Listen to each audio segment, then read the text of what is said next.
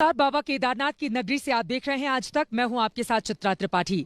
आपको बताते चले केदारनाथ की महिमा अपरंपार है और इसी वजह से लाखों की तादाद में भक्त हर साल यहां पर आते हैं भोले बाबा के दर्शन करने के लिए। आज मैं यहां पर मौजूद हूं, लेकिन मैं आपको लेकर चलूंगी भगवान शिव के 12 ज्योतिर्लिंगों के दर्शन कराने के लिए। रहस्य से रोमांच तक और इसके पीछे की कहानी आखिर क्या है, भगवान भोलेनाथ के 12 ज्योतिर्लिंगों का आखिर क्या है महत्व, इसके बारे में मैं आपको आज बताने जा रही हूँ। आखिर वो कौन सी बड़ी वजह होती है कि राजा से लेकर रंक तक, प्रधानमंत्री से लेकर बड़े बड़े नेता तक भगवान भोलेनाथ के दर पर आते हैं और अपने शीश नवाते हैं। आज यात्रा इसी पर।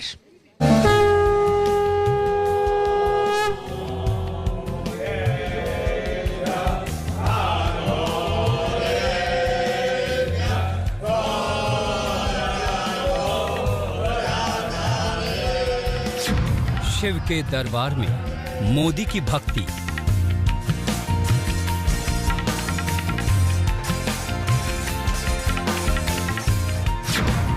महादेव के शरण में राहुल से प्रियंका तक,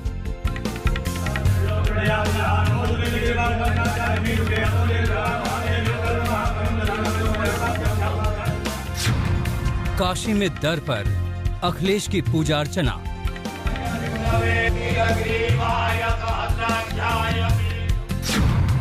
काशी से केदारनाथ तक योगी की मुराद,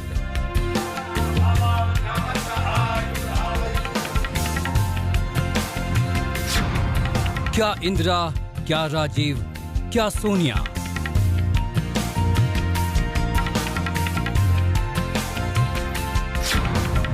आम से खास तक सबके मन में बसे शिव।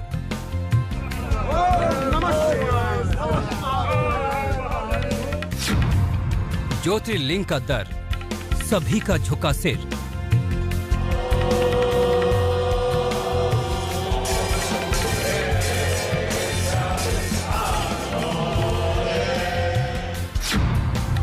बारह ज्योतिर्लिंगों के 12 रहस्यों की कथा।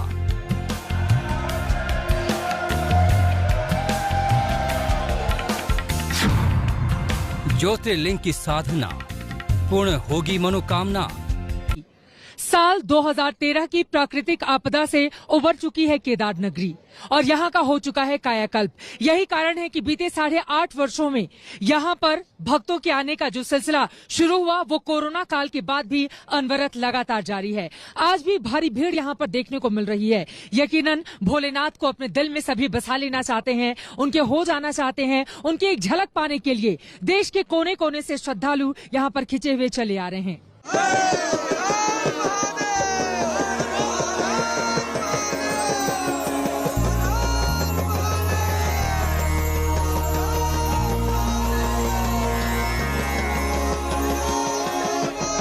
हिमालय की गोद में केदारनाथ धाम की मौजूदगी अपने आप में किसी रहस्य से कम नहीं।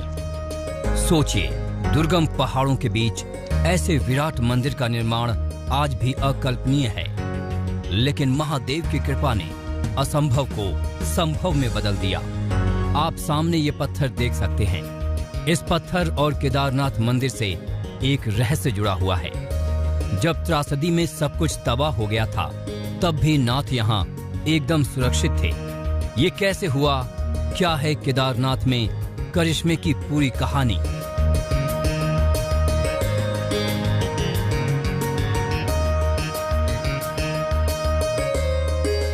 वैसे आपको बताते चले कि जिस केदारनाथ में मेरी मौजूदगी है, मेरे दाहिनी तरफ भगवान भोलेनाथ का वो बड़ा मंदिर और मेरी बाईं तरफ वो बड़ा सा पत्थर जो 2013 में अचानक न जाने किस दिशा से आता है और यहाँ पर आकर स्थिर हो जाता है।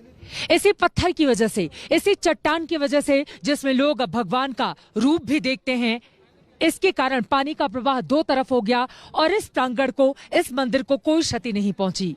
यही कारण है कि अब भगवान के दर्शन के लिए यहाँ पर लोग आते हैं तो यहाँ पर भी पूजन पाठ करना, यानी कि इस चट्टान पर भी फूल चढ़ाना वो नहीं भूलते। दरअसल हिंदू धर्म में पुराणों के अनुसार महादेव जहाँ जहाँ स्वयं प्रकट हुए, उन 12 दिव्य स्थानों पर स्थित शिवलिंगों को ज्योतिर्लिंगों के रूप में पूजा जाता है। ऐसे ही एक ज्योतिर्लिंग केदारनाथ धाम है। जिसे लेकर पांडवों से जुड़ी एक पौराणिक कथा है।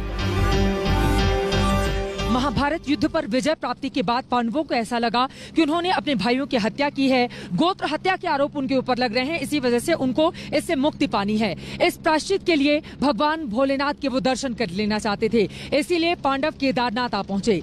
लेकिन जैसे ही भगवान शिव को ये ज्ञात हुआ, उन्होंने बैल का यानी कि नंदी का रूप धारण कर लिया। पांडव लगातार उन्हें खोजते रहे, लेकिन शिव तो अंतर्ध्यान हो गए।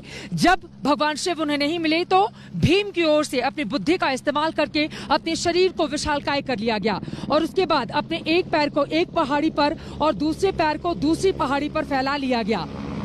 ये देखकर अन्य जानवर आपको बता दें कि भागने लगे, क्योंकि भगवान शिव ने उस समय बैल रूपी शरीर धारण कर लिया था। जब सारे के सारे बैल वहां से गुजर गए, उसके बाद शंकर रूपी बैल पैर के नीचे से जाने के लिए तैयार नहीं था, क्योंकि ये शिव का अपमान होता। ये देखकर भीम समझ गए थे कि यही भगवान शिव हैं जो बैल के रूप में हैं। भीम बैल के पास गए तो बैल भूमि से अंतर्ध्यान होने लगे। तब भीम ने बैल के कुबड़ को पकड़ लिया। उसके बाद भगवान शिव पांडवों के इस श्रद्धा से वो अगाध प्रसन्न हुए और फिर पांडवों को अपने दर्शन दिए। आपको बता दें, पांडव वंश के काल में ही भगवान शिव के मंदिर का निर्माण कराया गया था। हालांकि इसका जीर्णोद्धार भव्य रूप देने का काम शंकराचार्य की ओर से किया गया था। सदियों से बाबा केदारनाथ अपने भक्तों की मनोकामना पूर्ण कर रहे हैं। केदारनाथ मंदिर प्रांगण में मौजूद नंदी को लेकर एक अनोखी मान्यता है।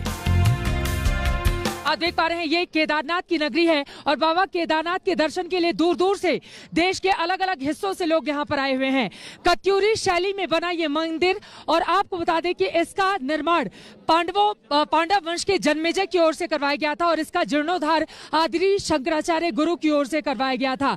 इसी वजह से इसकी अपनी अलग खासियत। लेकिन 2013 के बाद जो प्रलय यहाँ पर आई थी, उसके बाद इस मंदिर को थोड़ी क्षति पहुंची थी। उसके मरम्मती का काम पूरा हो चुका है और अब दुल्हन की तरह सज धरकर ये पूरी तरह से तैयार है। और ये बाबा नंदी के दर्शन भी आप इस वक्त कर रहे हैं। बाबा नंदी के कान में अगर अपनी दिल की भावनाओं को कह दिया जाता है तो माना जाता है कि भगवान नंदी ये बातें भोलेनाथ तक पहुंचा देते हैं। यहाँ की ये महिमा है, यहाँ की ये परंपरा है। और आप देखिए कैसे कतारों में दूर दूर से देश के अलग अलग हिस्सों से जो भक्त आए हुए हैं, कतारों में अपनी बारी का इंतजार करते हैं। अंदर जाकर भगवान भोलेनाथ के दर्शन करते हैं। कहते हैं केदारनाथ के कण कण में महादेव का वास है और इस दिव्य धाम में भक्तों को उनके निराले स्वरूप के दर्शन होते हैं।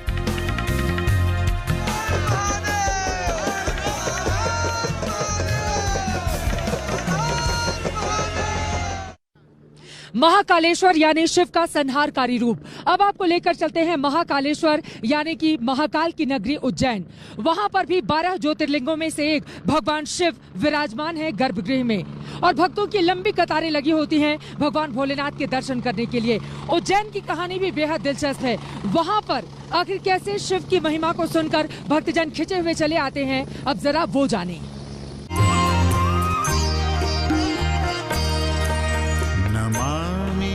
शमीशान निर्वाण रूपम विभुं व्यापकं ब्रह्मवेद स्वरूपम।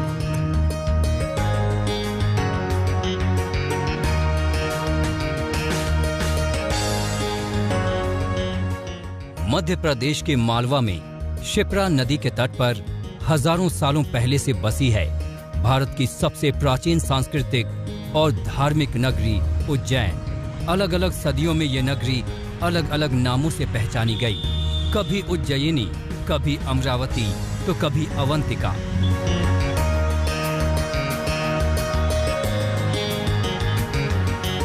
अवंतिका का मतलब भय को दूर करने वाली नगरी, अकाल मृत्यु के योग को काट देने वाली शक्ति, कष्टों की छाया को भगाने वाली धरती। वही धरती जहां महादेव हजारों वर्षों से साक्षात स्वरूप में विद्यमान है, जिसे दुनिया महाकालेश्वर नाम से जानती है।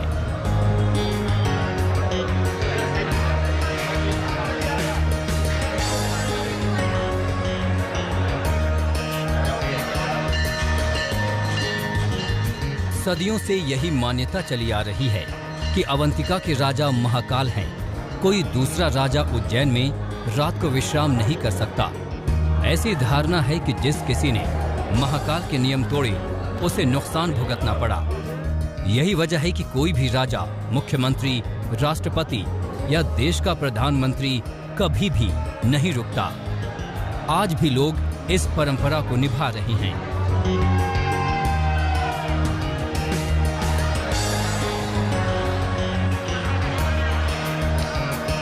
कथाओं के अनुसार एक दैत्य का वध करने के लिए और उसके कोप से एक ब्राह्मण बालक को बचाने के लिए भगवान शिव खुद इस जगह पर प्रकट हुए थे। उस दैत्य को, उसकी समस्त सेना को यहाँ पर नष्ट कर दिया था। उस बालक के निवेदन पर भोले भंडारी उज्जैन में हमेशा के लिए रुक गए। जहाँ भक्तों के द्वारा जब उनके ऊपर कोई कष्ट आया या किसी भक्त को भगवान शिव का दर्शन करना है तो उन्होंने जिद पकड़ ली भक्तों ने और प्रार्थना आराधना की। इस कारण से उनके अलग अलग स्थानों पे अलग अलग समय पे अलग अलग भगवान ने अपना स्वरूप ज्योतिर्लिंग के रूप में लिया, ज्योति के स्वरूप में उत्पत्ति हुई और फिर वहीं पर विराजित हो गए। रविश कुमार सिंह के साथ ब्यूरो रिपोर्ट, आज तक। यजुर्वेद में शिव की व्याख्या का वर्णन है। श्री यानी पापों का नाश करने वाला और वह दाता यानी कि देने वाला। भगवान शिव की महिमा अपरंपार है। शिव देने वाले हैं, भक्तों के हर मन की मुराद पूरी करने वाले हैं। अब आपको लेकर चलते हैं केदारधाम से बाबा सोमनाथ के दर। आपको बता दें, सोमनाथ मंदिर को 17 बार आक्रांताओं की ओर से लूटा गया। बार बार मंदिर के अस्तित्व को मिटाने की कोशिश की गई, लेकिन वो इसमें कामयाब नहीं हो पाए। कई बार प्राकृतिक आपदाओं की वजह से भी सोमनाथ मंदिर पर चोट जरूर पड़ी, लेकिन आज भी वो भव्य मंदिर यूं ही मुस्कुराता हुआ और भगवान भोलेनाथ अपने भक्तों को दर्शन देते हुए नजर आते हैं। क्या है इसके पीछे की महिमा, अब जरा उसके बारे में जानें।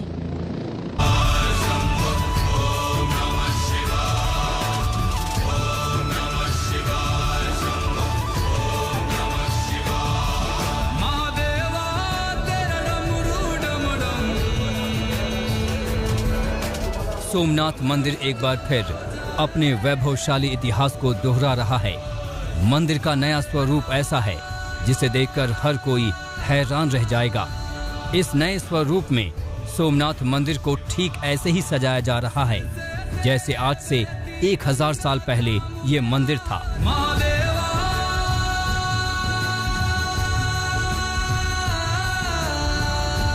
सोमनाथ मंदिर को अब पूरी तरह से सोने के कलश से मढ़ा जा रहा है।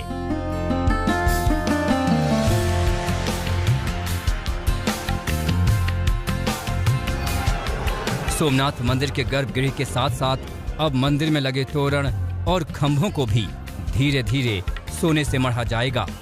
मंदिर वैसा ही वैभवशाली हो जाएगा जैसा आज से कई हजार साल पहले था। जैसे सिखों ने अपना स्वर्ण मंदिर बनाया है, महालक्ष्मी का एक पूरा मंदिर कोल्हापुर में सोना का है, अंबाजी के शिखर को सोने से लगाया गया है। जब भी कोई भी धर्म के लोगों के पास भगवान की कृपा होती है, धन संपत्ति प्राप्त होती है, तो ये लक्ष्मी को लोग अपने इष्ट देव को अर्पण करते हैं। ये हमारी परंपरा और संस्कृति है, इसीलिए सोमनाथ में ये काम हो रहा है। सोमनाथ मंदिर को वक्त वक्त पर विदेशी आक्रांताओं ने लूटा।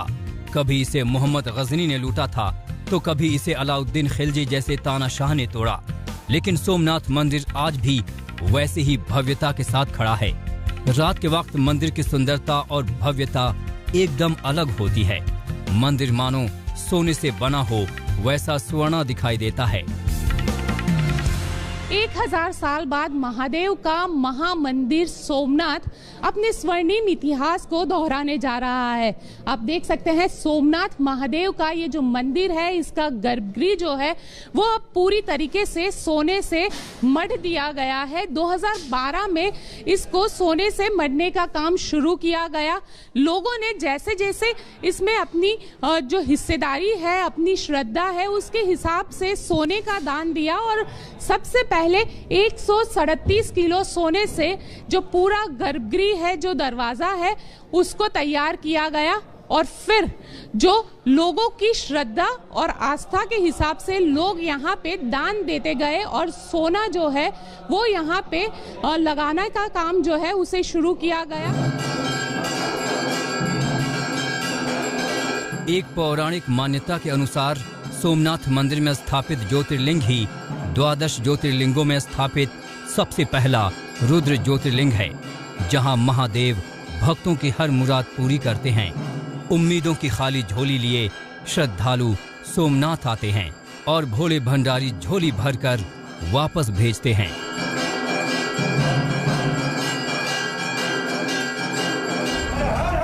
मंदिर की यही मान्यता है जिसे लेकर भक्तों की अगाध आस्था सोमनाथ मंदिर से जुड़ी हुई है।